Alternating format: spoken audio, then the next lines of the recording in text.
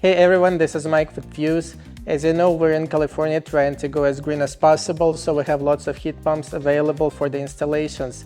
But as you know, there is big beautiful bill, and to me it's not that beautiful because they will cut out all the tax credits, rebates, and you will no longer be able to get $2,000 tax credit for this highly efficient equipment after end of this year, which is December 31st, 2025.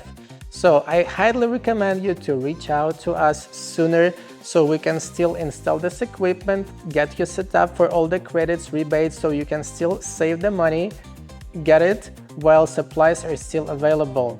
Please reach out to us. We can come to you anytime, get you an estimate, do an assessment for the house. It's not only for the HVAC, it's also for the heat pump water heaters as well. So sooner you act, there is a higher chance we can help you out to save lots of money. Thank you.